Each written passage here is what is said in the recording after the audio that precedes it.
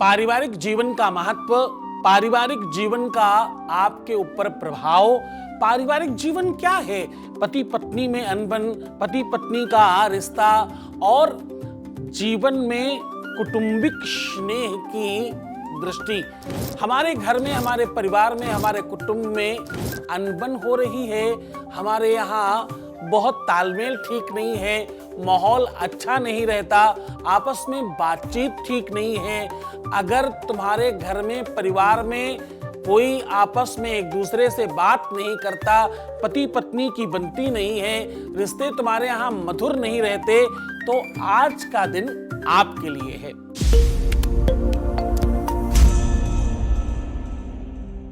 मैं आचार्य सतीश सद्गुरुनाथ आपको बताऊंगा रिश्तों की पाठशाला में पारिवारिक जीवन का क्या महत्व है, पारिवारिक जीवन क्यों आवश्यक है, पारिवारिक जीवन क्यों जरूरी है आपके लिए, पारिवारिक जीवन क्या महत्व डालता है और क्या प्रभाव डालता है।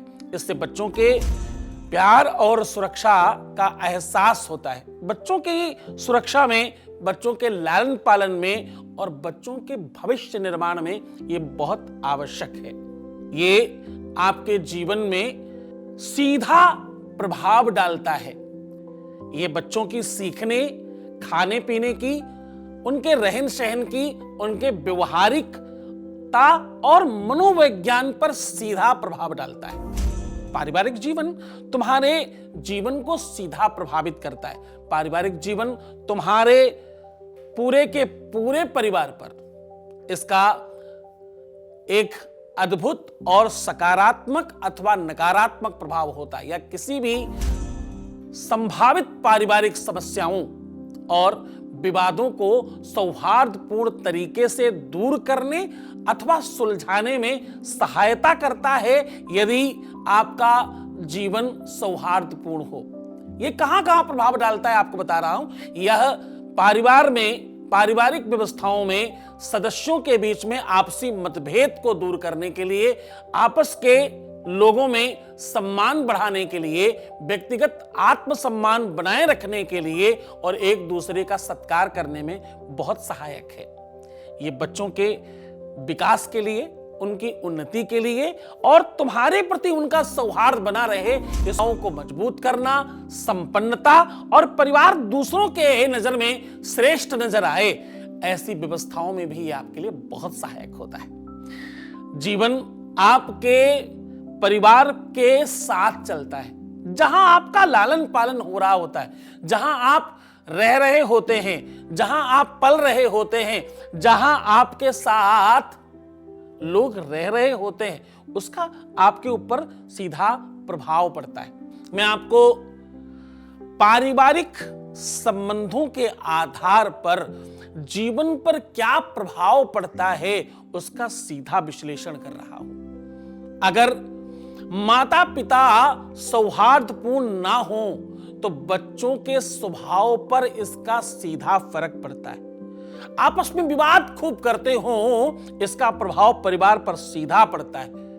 एक बात कहूं, जहां सुमति तहां संपत्ति नाना, जहां कुमति तहां विपत्ति निदाना।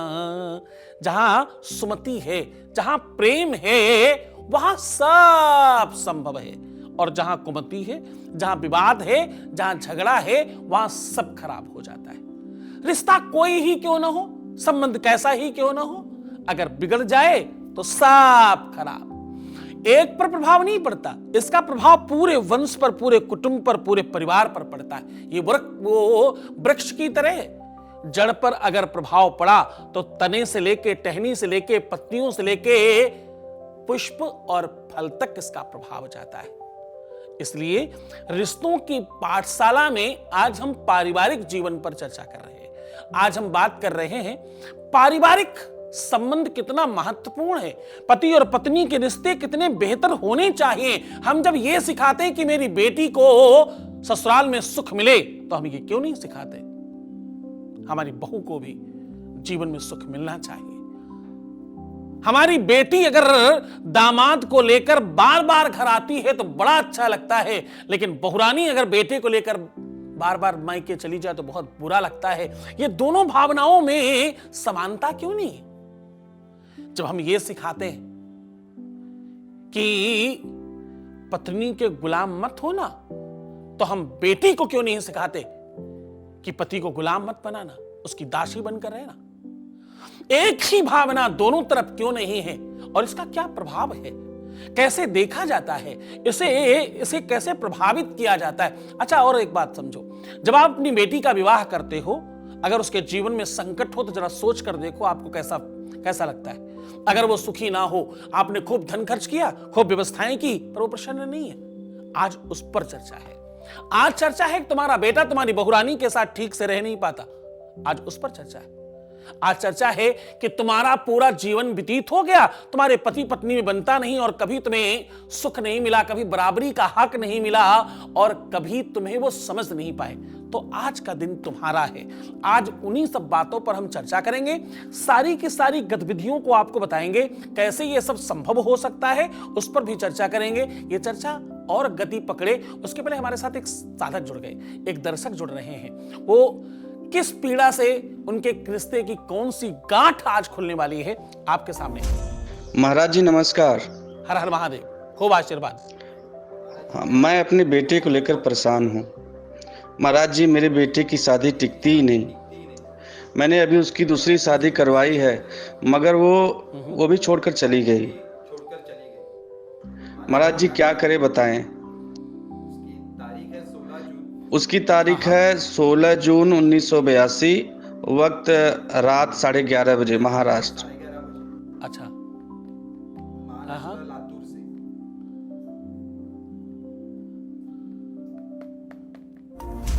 बहुत धन्यवाद आपका, बहुत साधुवाद आपको। आपने अपनी बात साझा की और इस व्यवस्था पर विश्वास जताया, इस प्लेटफॉर्म पर भरोसा रखा, इसके लिए आपको बहुत धन्यवाद। यद्यपि यहां 26 सालों में अब तक 25 से 26 लाख लोग लाभान्वित हो चुके हैं, यद्यपि आप सबका स्नेह और प्रेम निरंतर मिल रहा है, यद्यपि यहां सक्सेस रेट 96% है, यहां हर हाल में तुम्हें जिताया जाता है। अच्छा, इसको थोड़ा और अच्छा बताऊं? तुम्हारे प्रश्न का जवाब दे रहा हूं बच्चा, लेकिन उसके पहले यह बात भी थोड़ी समझनी बहुत जरूरी। हर हाल में जिताया जाता है मतलब कैसे? जीतने पर ही नहीं, हारने पर भी हम दाग देते हैं। क्यों? क्योंकि हम पढ़ाते हैं, हम सिखाते हैं। रिश्तों की पाठशाला में हार जाना भी जीत है, यही तो सीखा है हम सबने। आपके प्रश्नों के जवाब में आपके बच्चे की जन्माक्षर में एक तो पितृदोष दिखता है, और दूसरा एक से अधिक विवाह के संयोग बनते हैं, और विवाह इनके 3 दिखते हैं, यानी दूसरा विवाह भी नहीं टिकने की सीधे सीधे संयोग बन रहे हैं। ये नौमांश कुंडली, सप्तमांश कुंडली और जन्माक्षर, इनका मंगल और बुध, बृहस्पति और राहु और शनि और मंगल की परस्पर दृष्टि एक दूसरे पर है, और ये बिल्कुल अनुकूल स्थिति नहीं है। ऐसी सिचुएशंस में विवाह का सुख मिलता ही नहीं है, चाहे वो कितना ही प्रयासरत हो। देखो, एक तो इसमें थोड़ा सा चारित्रिक अव्यवस्था लगती है, इसमें कहीं ना कहीं मदांतता दिखती है, इसमें कहीं ना कहीं स्वभाव में, व्यक्तित्व में, चरित्र में, निजता में और आचरणों में थोड़ा सा धूमिलता दिखती है। आचरण मतलब कहीं ना कहीं कुछ ऐसे नशे हो सकते हैं, कुछ ऐसा स्वभाव हो सकता है, कुछ ऐसा व्यक्तित्व हो सकता है जिसके आधार पर चीजें बिगड़ रही। आप एक नजर से अगर देखोगे तो थोड़ी दिक्कत आ सकती है। आपको अपना पुत्र दिखता है, पुत्र की अच्छाइयां दिखती हैं, ये बहुत अच्छी बात है, लेकिन अच्छा व्यक्ति वो है जो अच्छाइयों के साथ साथ बुराइयों को भी ध्यान रखे। निंदक नियरे राखिए, आंगन कुटी छवाए। जो तुम्हारी बुराइयां करे उसको भी तो समझो, कभी कभी थोड़ा आत्मदर्शन भी तो करो, कभी कभी आत्मचिंतन भी तो आवश्यक है। खुद में कितनी कमियां हैं उसके बारे में भी तो थोड़ा चर्चा करनी होगी ना। आपके पुत्र का स्वभाव, उनका व्यक्तित्व, उनकी निजता, उनकी अकर्मण्यता, आप लोगों के ऊपर आश्रित होना, आधारित होना और परिवार की हमेशा डींगे मारना और दूसरे को गलत साबित करना, हर हाल में नीचा दिखाना और हर हाल में बेइज्जती करना, सामने वाले को कुछ नहीं समझना, ये सब स्थितियों से बाहर लाना पड़ेगा। तभी रिश्ता टिकता है, तभी संबंध रुके रहते हैं। संबंधों में आपको बड़ी परस्परता चाहिए। परस्परता का संबंध केवल बराबर में बिठाना नहीं है, परस्परता में सामने वाले को वैसी ही इज्जत और सम्मान देना है। अगर तुम देवता हो तो तुम्हारी पत्नी देवी है, उसकी शक्ति से आप अनजान मत रहो। महादेव की शिवलिंग महादेव की है, पूजित है, पूरा विश्व पूजित करता है, लेकिन ध्यान रहे वो शिवलिंग एक अर्घे पर रखी है जो माता पार्वती है, उन्होंने संभाल रखा है उसे, अन्यथा वो शिवलिंग अधूरी है। तो वैसे ही पति और पत्नी का जोड़ा है।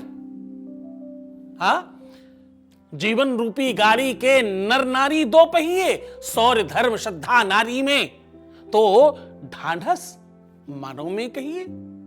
मानव मनुष्य और स्त्री, पुरुष और स्त्री, ये दोनों परस्पर हैं, दोनों बराबर हैं, दोनों समकक्ष हैं। पावर में कहें, क्षमता में कहें तो स्त्रियों में बहुत ज्यादा है। बराबरी रखनी पड़ेगी आपको। अपने बेटे का घट विवाह कराइए और उसके कुल परंपरा के आधार पर बेटा, आप और आपका पति यानी माता पिता और पुत्र तीनों बैठकर नंदीमुख श्राद्ध करें और आपके घर में सीधा निकालने की परंपरा डालिए। अनाज दान कीजिए, जितना अधिक हो सके अनाज दान करें और प्रतिदिन महादेव को दूध चढ़ाना शुरू करिए, क्योंकि आपके घर में थोड़ी श्रद्धा की आवश्यकता है, आपके घर में थोड़ी परंपरागत परमात्मा की कृपा की आवश्यकता है। दूध जहां श्रद्धा है, जहां शांति है, दूध वहीं आपकी पुत्र पौत्रिकता के बढ़ावे का साधन है। आशीर्वाद में लोग कहते हैं ना, दूधो नहाओ पूतो फलो, बिल्कुल उसी प्रकार से ये साधन है, ये व्यवस्था है। इस उपाय को पूरी श्रद्धा और पूरे विश्वास के साथ करें। लेकिन जो हमने कहा उन सब बातों का भी बहुत बारीकी से ख्याल रखें, क्योंकि जीवन तब चलता है जब आप अपने पारिवारिक विश्लेषण को भी समझते हो। अच्छाइयां तो मालूम है, बुराइयां भी मालूम होनी चाहिए। कमियों के साथ, बुराइयों के साथ और अव्यवस्थाओं के साथ जब कोई रिश्ता पकड़ा जाता है तो वो आनंद से चलता है। आपको एक बात कहूं, कौन जानता है, कौन समझता है, जिस चीज के पीछे तुम भाग रहे हो मृग तृष्णा है अथवा रियलिटी है। कभी कभी पारिवारिक रिश्तों में सबसे ज्यादा दुख का कारण क्या होता है? ज्यादातर लोग मृग तृष्णा यानी ऐसी चीज के पीछे भाग रहे होते जो होता ही नहीं। एक और बात बताओ, जीवन सत्य पर चलता है। एक है रियल लाइफ और एक है रील लाइफ। क्या? एक रियल लाइफ और एक रील लाइफ। रियल लाइफ सुंदर बहुत लगती है, होती नहीं है। रियल लाइफ दिखती बहुत खराब है, होती नहीं है। बस इतनी सी बात भी अगर आप समझ गए, बस इतनी सी बात को भी अगर आपने अपने जीवन में लगा लिया। वो साउथ वाली मूवी में हीरो ने एक पैर मारा और वो आसमान में 7, 5, 8 मंजिल ऊपर उछलकर फिर जमीन पर गिरा और जमीन गद्दे जैसे उछालकर फिर उछाल दी जमीन ने। जमीन थी कि गद्दा पता ही नहीं चल रहा था। ये क्या है? ये रियल लाइफ है, ये रियल नहीं हो सकता। वो सुंदरता, वो सौंदर्यता, वो आकर्षण, वो रूप लावण्य जो वहां दिख रहा होता है वो रियल में नहीं हो सकता। उस रियलिटी के पीछे जाकर देखोगे, उस सुंदरता के पीछे जाकर देखोगे तो बहुत बहुत बहुत गंदगी है। जो चमड़ा बहुत सुंदर लग रहा है उसे काट कर देखो, असली सुंदरता बाहर आएगी, आप देख भी नहीं सकोगे। तुम्हारा साथी जैसा भी है, मोटा है, पतला है, छोटी हाइट है, ज्यादा हाइट है, वो गोरी गोरा है या काला काली, कुछ भी होने दो, जो जैसा है उसको वैसी ही स्थिति में स्वीकार कर लेना, यही तो रिश्ता है, यही तो संबंध है। जो है मेरे पास वो सबसे अच्छा है। हाँ, रूखी सूखी खाए कर ठंडा पानी पीव, देख पराई चूपड़ी मत ललचावो जीव। क्यों? न जाने तुम जिस चूपड़ी के पीछे, जिस घी लगे रोटी के पीछे भाग रहे हो, उसमें कितनी सच्चाई है ये तुम्हें मालूम नहीं, तुम्हें पता नहीं। एक बार महात्मा बुद्ध के पास कोई साधक गया और वो बोलता है, गुरुदेव मुझे दूसरे की समस्या दे दो, मेरी बहुत भारी है, मैं अपनी नहीं रखना चाहता। तो महात्मा बुद्ध ने कहा, एक काम करो, तुम्हारे नगर में जिसका सबसे कमजोर लगता हो संकट, वो तुम मुझे बताओ, मैं उसका तुम्हें दे दूंगा, पर सोच समझ कर बताना। उसने खूब विचार किया, बोला ठीक है, मैंने समझ लिया, वो फलाने गुप्ता जी हैं, उनका संकट मुझे दे दो और मेरा वाला उनको दे दो। बोले ठीक, कल आप अपना संकट लेकर के भगवान शंकर के मंदिर पहुंच जाना 10 बजे, और उसी समय पूरे गांव के लोगों को कहा गया कि अपना अपना संकट, अपनी अपनी मुसीबत एक गठरी में बांधो और शंकर जी के मंदिर के पास पहुंचो। उस साधक ने देखा पूरे ग्राम में केवल और केवल अगर किसी का संकट सबसे छोटा था तो वो उसका अपना संकट सबसे छोटा था। वो अपनी वाली गठरी ही वापस लेकर आ गया और बोला, मेरे संकटों से जूझने की आदत है, मुझे मालूम है उससे कैसे डील करते हैं। जिसको जो संकट है, जिसके साथ जो समस्या है, उसको उसके साथ डील करना आता है, वो सीख गया है। आज का पैजामा कल पहनो तो वो गांठें अपनी जगह सेट हो जाती। हाँ, जिस कुर्सी पर, जिस चेयर पर रोज बैठने लगो, वहां आप अपने आप सेट हो जाते हो। जहां पर आप कोई चीज पकड़कर बहुत देर तक रखते हैं, उस जगह पर आपके हाथों के निशान बन जाते हैं। जब आप अंधेरे में भी उसे स्पर्श करें तो आपको मालूम होता है, ये मेरा कमरा है, ये मेरा स्विच है, मेरा रूम है, ये मेरा वॉशरूम है, ये मेरा दरवाजा है। आप सब जानते हैं। आपका संकट कितना बड़ा है वो तुम्हें नहीं मालूम, उसे परमात्मा को पता है। तुम्हारा संकट कितना बड़ा है वो तुम्हें नहीं पता, वो ऊपर वाले को मालूम है। इसलिए अपने संकट को सबसे छोटा समझो, अपनी मुसीबत को सबसे छोटा समझो, और जो मिला है उसे प्रसाद समझ के सर्वोच्च समझो, सबसे बेहतर समझो। भला है, बुरा है, जैसा भी है, मेरा पति मेरा देवता है, ये भावना रखनी। अच्छा, पुरुषों के लिए ऐसा क्यों नहीं कहा गया? भली है, बुरी है, जैसी भी है, मेरी पत्नी मेरी देवी है, ऐसा क्यों नहीं कहा गया? कारण बताऊं? देखो, गन्ने में रस निकलता है, लेकिन गांठ में, गन्ने के साथ ही है, बिल्कुल परस्पर जुड़ा हुआ है। गन्ने से रस निकलता है, गांठ से नहीं निकलता। पत्थरों के ऊपर से तो पानी निकलता है, लेकिन पत्थरों से पानी नहीं निकलता। पुरुष आधीनस्थ है स्त्री के। पुरुष अपने आप में पाषाण है और अपने आप में स्थिर है। स्त्रियों में वो ताकत है। इस बात पर थोड़ी कुछ और बातें हैं, बहुत जल्दी बताऊंगा, लेकिन उसके पहले एक साधक जुड़ गए हमारे साथ, उनसे बात कर लेते हैं। प्रणाम महाराज जी। हर हर महादेव। महाराज जी, मेरा नाम रोहन है और मुंबई का रहने वाला हूँ जी। महाराज जी, मैं एक लड़की के साथ काफी लंबे समय से रिलेशन में, पर मैं शादी नहीं करना चाहता, क्योंकि मैंने अपने मम्मी पापा के झगड़े को बहुत नजदीक से देखा है, और वो है कि जबरदस्ती कर रही है। महाराज जी, मैं छुटकारा चाहता हूँ जी। आप सबसे पहले तो अपनी डेट ऑफ बर्थ बता दीजिए। जी, मेरा जन्म दिवस है 12 सितंबर 1997। टाइम बताइए। दोपहर 12:10। कहाँ जन्म हुआ? मुंबई।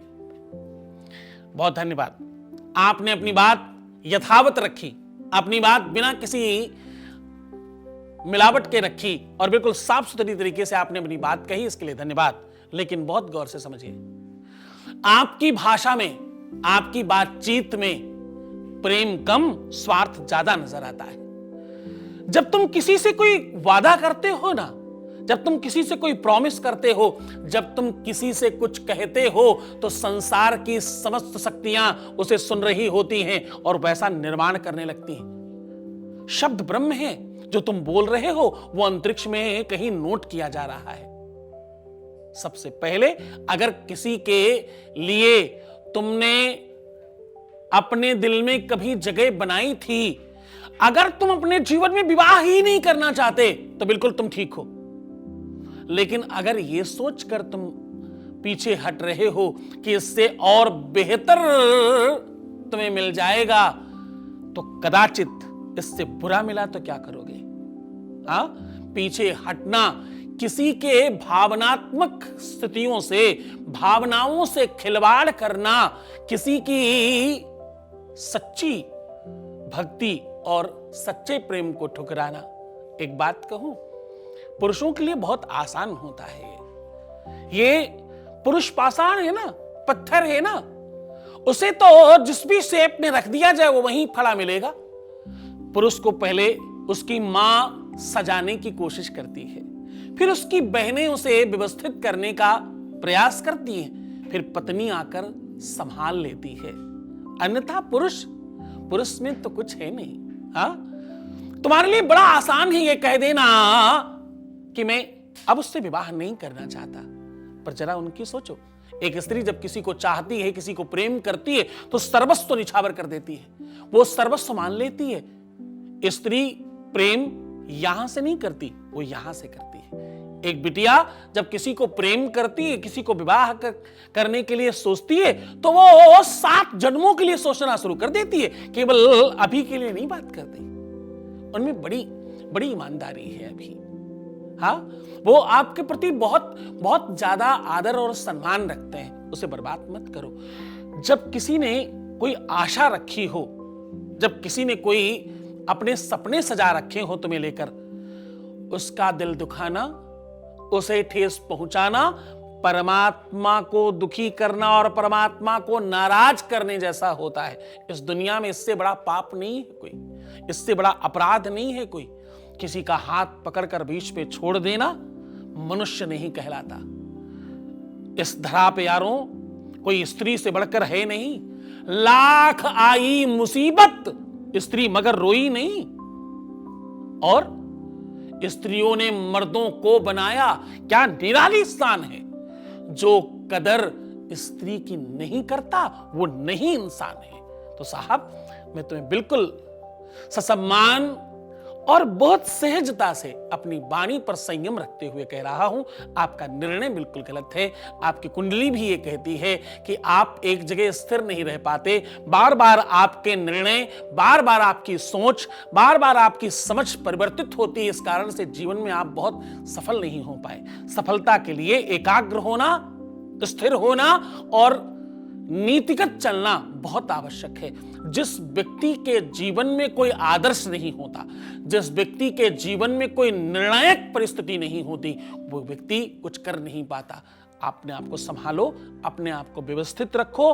100% तुमको उनसे ब्याह करना चाहिए अगर तुम अपने भाग्य में, प्रारब्ध में, किस्मत में खूब उन्नति करना चाहते हो, खूब बढ़िया होना चाहते हो, खूब जीवन आनंद में बिताना चाहते हो, तो तुम्हें उनसे ब्याह करना चाहिए। कुछ उपाय आपको बता रहा हूं, इससे आप जो चाहते हो शायद परमात्मा उसमें मदद करे, अथवा तुम्हारी चाहत को, तुम्हारी सोच को परिवर्तित करे। इसे परमात्मा पर छोड़ो। हुई है वही जो राम ऋषि राखा, को कर तर्क बढ़ावे शाखा।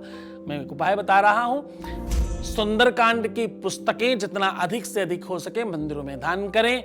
हनुमान जी को सिंदूर चढ़ाएं। भगवान हनुमान को भुने हुए गेहूं और चना और गुड़ तीनों वस्तुओं को मिलाकर भोग लगाएं और बंदरों को पुए खिलाएं। ये जरूर कीजिएगा। इससे हो सकता है अगर वो तुम्हारे जीवन में लिखा नहीं तो कोई व्यवस्था बन जाए, और अन्यथा तुम्हारा मानस परिवर्तित हो जाए। परमात्मा पर विश्वास रखें। मेरे कहने पर इस दिशा में आप आगे जरूर बढ़िएगा।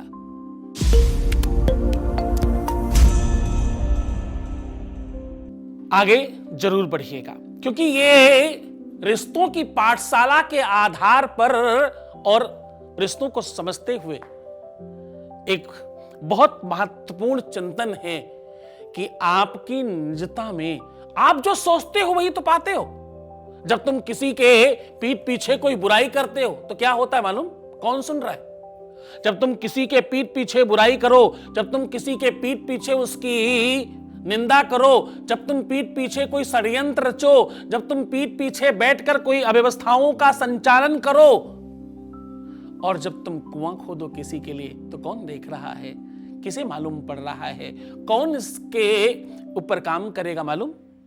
इसे तुम देख रहे हो, इसे तुम्हारी आंखें देख रही हैं, इसे तुम्हारी निजता देख रही है, इसे तुम्हारी स्वयमेवता देख रही है, इसे तुम्हारा स्वभाव देख रहा है, इससे तुम्हारी निजता देख रही है।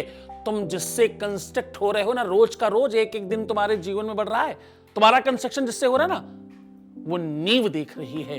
तुम हिलोगे, तुम्हारा भविष्य गड़बड़ होगा। इसलिए आज कल परसों, सामने पीछे आगे, जहां भी जिस स्थिति में रहो, उस स्थिति में ईमानदार रहने की कोशिश करो। ईमानदारी ही आपको बेहतर, श्रेष्ठ और उन्नत कारक बनाती है।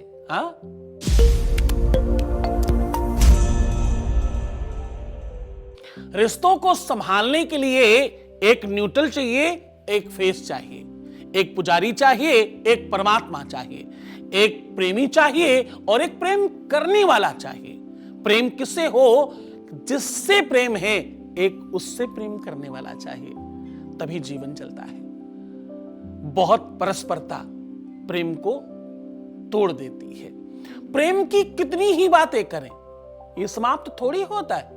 ये तो वो भावना है, ये वो परस्परता है जिसे कभी खत्म किया नहीं जा सकता।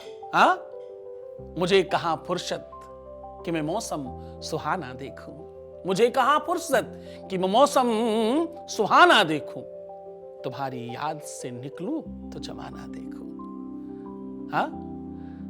याद आकर जाए तो कुछ और चिंतन में आए। इस विषय पर कितना ही बोलूं, समय कम पड़ जाता है, पर आज बस इतना ही। आज घड़ी इशारा कर रही है आपसे विदा लेने के लिए, लेकिन इस वादे के साथ, इस चिंतन के साथ हम वापस जा रहे हैं कि हम फिर मिलेंगे, फिर बात करेंगे। रिश्तों की पाठशाला में रिश्तों में पड़ी एक किसी गांठ को सुलझाने का प्रयास करते हुए हम फिर चिंतन करेंगे एक नई सोच पर, एक नए विचार पर। तो जुड़े रहिए हमारे साथ, यानी आचार्य सतीश सद्गुरुनाथ के साथ। प्रेम के साथ, प्यार के साथ करेंगे परस्पर हृदय की बात। ओम नमः शिवाय।